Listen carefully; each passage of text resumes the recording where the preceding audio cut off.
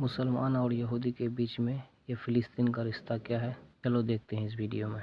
फलस्तीन ये सिर्फ आज का मसला नहीं बल्कि पिछले 3000 साल से इस सिटी को कब्जा करने की लड़ाई चल रही है। आज से 3300 साल पहले अल्लाह ने मूसा अलैहिस्सलाम को हुक्म दिया कि बनी इसराइल यहूदी को इजिप्ट में फिरौन की गुलामी से निकालकर आजाद कर दो, और फिर बहुत मुश्किल से फिरौन ने आखिर बनी इसराइल को आजाद कर दिया। जिसके बाद मूसा अलैहिस्सलाम बनी इसराइल को लेकर फलस्तीन के पास आए और कहा कि इस सिटी पर हमला करो, लेकिन बनी इसराइल ने कहा कि आप और आपका रब जाकर लड़ें, हम ये लड़ाई नहीं करने वाले। जिसकी वजह से अल्लाह ने 40 साल तक इन्हें इस डेजर्ट में रहने की सजा दी, जिधर मूसा अलैहिस्सलाम पर आसमानी किताब तौरात नाजिल हुई। और इस तौरात के पहले chapter the book of genesis में क्लियरली लिखा है, साफ साफ लिखा है कि ये इलाका फलस्तीन अल्लाह ने सिर्फ और सिर्फ इब्राहिम अलैहिस्सलाम की औलाद के लिए रखा है। जिसकी वजह से आज तक ये जितनी लड़ाइयां चल रही हैं ये इसलिए है क्योंकि यहूदी ये क्लेम करते हैं कि तौरात की इस आयत के मुताबिक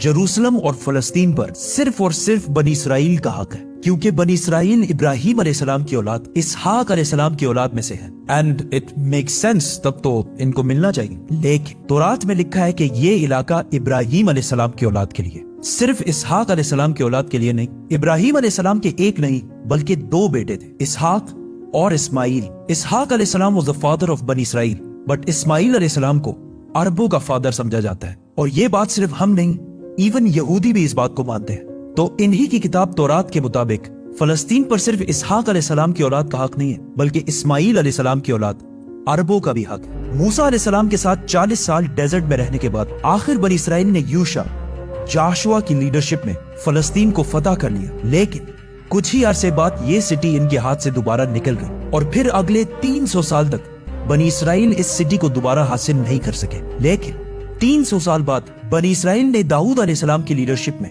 इस सिटी जेरूसलम को दोबारा फतह कर लिया और उनके बेटे सुलेमान अलैहिस्सलाम ने यहाँ पहली दफा अल्लाह की इबादत के लिए एक मस्जिद, एक टेंपल बनाया। सुलेमान अलैहिस्सलाम के बाद यहूदियों ने फलस्तीन और जेरूसलम पर 400 साल तक हुकूमत की। लेकिन 400 साल बाद बेबीलोन इराक में एक बहुत ही ताकतवर एम्पायर बन चुकी थी, जिसके बादशाह बख्त नसर ने अपनी एम्पायर को बढ़ाने के लिए फलस्तीन पर हमला कर दिया और जेरूसलम को तबाह बर्बाद कर दिया और उसके अंदर हजारों यहूदियों को शहीद भी किया और उस टेंपल को भी तबाह कर दिया जो सुलेमान अलैहिस्सलाम ने बनाया था। और जितने यहूदी जिंदा बच गए थे उन सारों को गुलाम बनाकर अपने कैपिटल बेबीलोन इराक ले गया और 70 साल तक यहूदी इराकियों की गुलामी करते रहे। लेकिन 70 साल बाद इराक पर ईरान के एक बहुत ही नेक बादशाह साइरस द ग्रेट ने हमला कर दिया, जिसे हम जुल्करनैन के नाम से जानते हैं। साइरस द ग्रेट ने इराक की इस हुकूमत को फतह कर लिया और यहाँ जितने भी यहूदी थे उन सारों को वापस फलस्तीन भेजा और उन्हें फंड्स भी दिए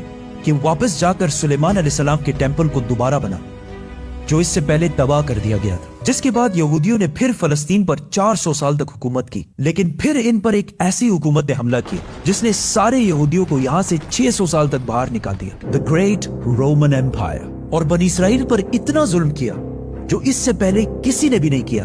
यहूदियों ने रोमन एम्पायर से लड़ने की भी कोशिश की, लेकिन रोमन एम्पायर ने हजारों यहूदियों को कत्ल किया और हालात इतने खराब हुए कि यहूदी रोमन एम्पायर से छुपकर गारों में रहने लगे। और रोमन एम्पायर ने बैतुल मक़दस, जिसे पहले सुलेमान अलैहिस्सलाम और फिर जुल्करनैन ने बनाया था, दोबारा तबाह बर्बाद कर दिया और उसके बाद ये टेंपल आज तक दोबारा नहीं बन सका। रोमन एम्पायर ने फलस्तीन और जेरूसलम पर 600 साल तक हुकूमत की। लेकिन 600 साल बाद रोमन एम्पायर ने एक ऐसी गलती की जो उसे कभी नहीं करनी चाहिए थी। उन्होंने अरब में बहुत ही तेजी से फैलते हुए नए रिलीजन इस्लाम पर हमला करने की कोशिश की। लेकिन इस्लामिक रिलीजन और खिलाफत इतनी तेजी से फैलती गई कि कुछ ही सालों में रोमन और पर्शियन एम्पायर दोनों को फतह कर लिया। जिसके बाद हजरत उमर दुनिया के सबसे ताकतवर बादशाह बन गए, जिनकी हुकूमत अलेक्जेंडर द ग्रेट की एम्पायर से भी बहुत बड़ी थी।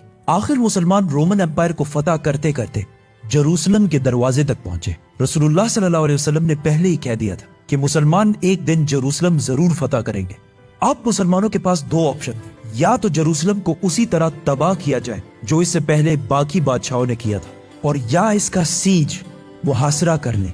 आखिर 6 महीने बाद जेरूसलम के गवर्नर सफ्रोनियस ने कहा कि मैं यरूशलेम सिर्फ एक ही शर्त में मुसलमानों के हवाले करूंगा कि मुसलमानों के बादशाह उमर खुद आकर मुझसे मिले। तो खालिद बिन वलीद रज़ी अल्लाह ताला अन्हु ने सोचा कि अब मुसलमानों के अमीरुल मोमिनीन को क्यों डिस्टर्ब किया जाए, तो वो खुद उमर बनकर सफरोनियस से मिलने गए, क्योंकि खालिद बिन वलीद रज़ी अल्लाह ताला अन्हु की अपीयरेंस बिल्कुल हजरत उमर से मिलती जुलती थी और दोनों की हाइट भी बिल्कुल सेम थी, ऑलमोस्ट 7 फुट।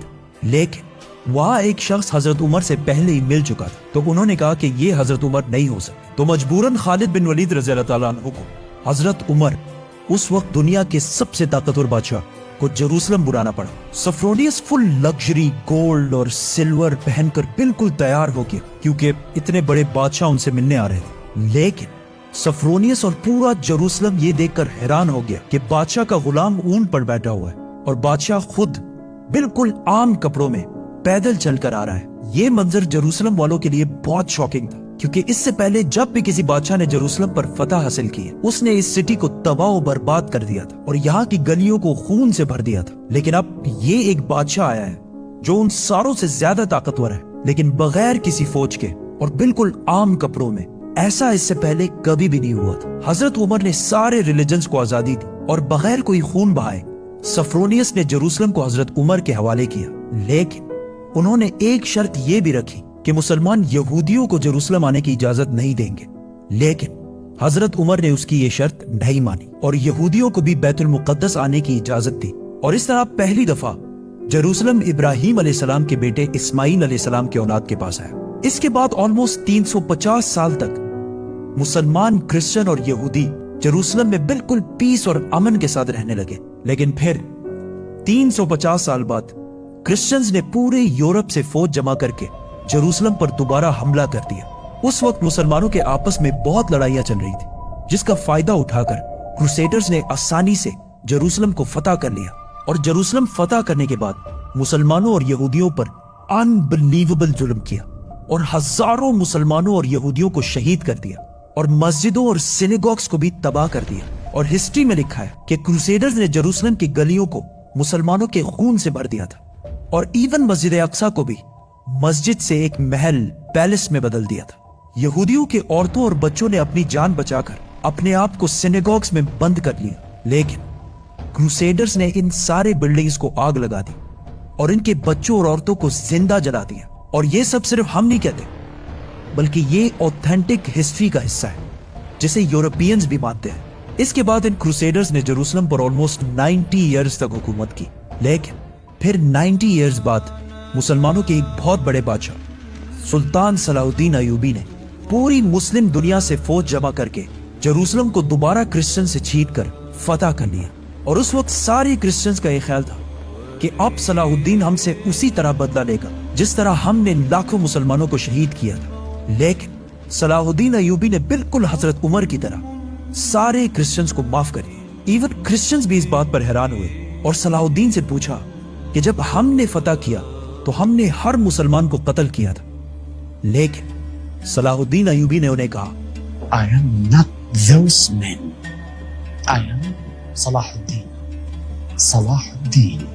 सलाहुद्दीन अयूबी ने इन सारे रिलीजन्स को दोबारा आजादी दी और मस्जिद अक्सा, जिसे महल बना दिया गया था, उसे दोबारा मस्जिद बनाया और उधर पहली नमाज अदा की। जेरूसलम को जब भी किसी बादशाह ने फतह किया, हमेशा इधर बहुत खून बहाया है, सिवाय मुसलमानों के, जिन्होंने हमेशा बिल्कुल पीस और अमन के साथ इस सिटी को फतह किया। सलाहुद्दीन अयूबी के बाद एक बार फिर सारे एब्राहमिक रिलीजन्स जेरूसलम में बिल्कुल पीस और अमन के साथ 800 साल तक रहे। 800 साल।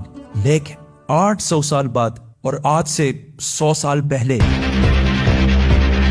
जब जेरूसलम पर ऑटोमन एम्पायर की हुकूमत थी, तो वर्ल्ड वॉर 1 के बाद अरबों ने ब्रिटिश के साथ मिलकर उस्मानिया खिलाफत को हमेशा के लिए खत्म कर दिया कि हम अरबों पर ये टर्किश लोग आके क्यों हुकूमत कर रहे हैं। तो इस नेशनलिज्म की वजह से फलस्तीन भी मुसलमानों के हाथ से निकल गया। लेकिन थोड़े ही अरसे पहले ब्रिटिश और यहूदियों की आपस में डील हो चुकी थी कि अगर ब्रिटिश को ये इलाके मिले तो वो इधर एक यहूदी स्टेट बनाएंगे। और ये मुआहिदा हुआ क्यों था? क्योंकि इससे पहले यहूदी यूरोप के हर field, business, science, medical, banking, हर चीज में बहुत स्ट्रांग हो चुके थे, जिसकी वजह से यहूदी यूरोप के सबसे ताकतवर और रिच कम्युनिटी बन गए। तो इनकी सपोर्ट हासिल करना ब्रिटिश के लिए सबसे जरूरी था। और पिछले 1800 साल से यहूदियों के पास अपना कोई भी मुल्क नहीं था।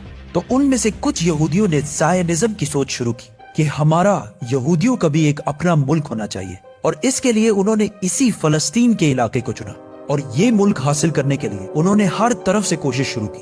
یہودیوں نے ایون عثمانی خلیفہ سلطان عبد الحمید سے بھی ڈیل کرنے کی کوشش کی، لیکن انہوں نے صاف انکار کر دیا، جس کی وجہ سے یہودیوں کو سمجھ آ گئی کہ اگر اپنا ملک بنانا ہے تو عثمانیہ سلطنت کو ختم کرنا ضروری ہے۔ اور جیسے ہی ورلڈ وار 1 کے بعد آٹومن امپائر ختم ہوئی اور فلسطین آٹومن امپائر سے برٹش کی طرف چلا گیا، تو یہودی پوری دنیا سے اسی سیکرٹ پلان کے تحت فلسطین شفٹ ہونا شروع ہوئے، اور فلسطین کے مسلمانوں سے زمینیں ڈبل ٹرپل پرائس پہ خریدنے لگے، کیونکہ پیسہ تو ان کے پاس بہت تھا۔ برٹش امپائر نے بھی بیلفور ڈیکلریشن میں یہودیوں کے ایک الگ سٹیٹ ہونے کو سپورٹ کیا، تاکہ ورلڈ وارز میں یہودیوں کا سپورٹ اور پیسے دونوں حاصل کر سکیں۔ اور اسپیشلی ورلڈ وار 2 کے بعد یورپ میں ہٹلر کے یہودیوں پر ظلم کے بعد یہودی اور بھی زیادہ پوری دنیا سے فلسطین میں جمع ہونے لگے، اور فلسطین میں آہستہ آہستہ لڑائیاں بڑھنے لگی، جس کی وجہ سے UN نے ایک فیصلہ سنایا کہ فلسطین کو 3 حصوں میں ڈیوائیڈ کیا جائے گا، ایک حصہ فلسطین، دوسرا اسرائیل، اور تیسرا جیروسلم، جو ان دونوں میں سے کسی کا بھی نہیں ہوگا، بلکہ یہاں UN کی حکومت ہوگی، اور اس میں سب ریلیجنز کو آزادی ہوگی، جس پر عرب ممالک نے اس فیصلے کی سخت مخالفت کی، اور اسرائیل کے آزاد ہونے کے صرف 1 دن بعد اسرائیل پر ہر طرف سے حملہ کر دیا۔ ایجپٹ، جارڈن، سیریا، تینوں کی فوجیں ایک ساتھ اسرائیل میں داخل ہوئی، لیکن بہت ہی بے شرمی سے عرب ممالک یہ جنگ ہار گئے، اور ایک ایسے ملک سے ہارے جو ان سے سائز میں بہت چھوٹا، اور جو اس جنگ سے صرف 1 دن پہلے آزاد ہوا تھا۔ اس ہار کی وجہ سے جو پلان UN نے اس جنگ سے پہلے بتایا تھا، اس کا صرف 40% علاقہ فلسطینیوں کو ملا، اور 60% علاقہ اسرائیل نے فتح کر لیا، اور ایون جیروسلم کی آدھی سٹی کو بھی فتح کر لیا۔ اسرائیل اکیلے یہ جنگ نہیں لڑ رہا تھا، بلکہ اس کے ساتھ پوری دنیا کا سپورٹ بھی تھا، ایون رشیا اور US دونوں کا سپورٹ اسرائیل کے ساتھ تھا۔ اسرائیل نے یہ علاقے فتح کر کے ٹائم بالکل بھی ضائع نہیں کیا، اور 7 لاکھ عربوں کو فلسطین سے باہر نکال دیا، 7 لاکھ، جس کی وجہ سے فلسطین میں آہستہ آہستہ یہودی زیادہ اور عربی کم ہونے لگے۔ اس جیت کے بعد اسرائیل بہت سٹرونگ بن گیا، اور پوری دنیا سے اور بھی زیادہ یہودی اسرائیل میں جمع ہونے لگے۔ اس کے بعد یہودیوں نے اپنے آپ کو عرب کے بالکل سینٹر میں ایک بہت ہی مضبوط حکومت بنا لی تھی، لیکن پھر بھی یہ 2 علاقے ویسٹ بینک اور غازہ اسرائیل کے کنٹرول میں نہیں تھے۔ لیکن آج سے آلموسٹ 60 سال پہلے 1967 میں کچھ مس انڈرسٹینڈنگز کی وجہ سے یہاں جنگ ایک بار پھر شروع ہو گئی، اور ایک بار پھر ایجپٹ، جارڈن، سیریا ورسس یہ چھوٹا سا اسرائیل۔ لیکن صرف 6 دنوں میں اسرائیل نے ان تینوں ملکوں کو ہرا دیا، اور صرف 6 دنوں میں اسرائیل نے اپنا سائز 3 گنا بڑھا لیا۔ عرب ممالک دوبارہ اپنے سے ایک بہت ہی چھوٹے ملک سے بہت ہی بری طرح ہار گئے۔ یہ ایسا ہے کہ آج خبیب حزب اللہ سے ہار جائے، اور وہ بھی 2 مرتبہ۔ عرب ممالک کے 2 دفعہ اسرائیل سے ہارنے کے بعد ان کی عوام اپنے نیشنلسٹ حکمرانوں کے خلاف ہو گئے، اور نیشنلزم، قومیت کو چھوڑ کر ایک نئی سوچ کی طرف بڑھنے لگی۔ دی مسلم بردرہڈ، اخوان المسلمون، جو مصر کے ایک سکول ٹیچر حسن البنا نے بنائی تھی، اور جو ایک پاکستانی سکولر مولانا مودودی کے خیالات سے انسپائرڈ ہے۔ اس سے پہلے اخوان المسلمون کا عرب میں صرف مذاق اڑتا تھا، لیکن اس ہار کے بعد اخوان المسلمون نے عرب عوام سے کہا کہ یہ جنگیں عرب کے مسلمان نہیں، بلکہ یہ نیشنلسٹ ہارے ہیں جو صرف نام کے مسلمان ہیں، اور ان کا کوئی، جس کے بعد عرب کی عوام اس نئے سوچ مسلم بردرہڈ کی طرف آنے لگی۔ حماس بھی اسی اخوان المسلمون سے انسپائرڈ ایک گروپ ہے، لیکن اخوان المسلمون وائلنس کے خلاف۔ اس جیت کے بعد اسرائیل نے ویسٹ بینک، غازہ اور جیروسلم سب پر قبضہ کر لیا، اور آج تک یہ سارے علاقے اسرائیل سے دوبارہ کوئی بھی نہیں چھین سکا۔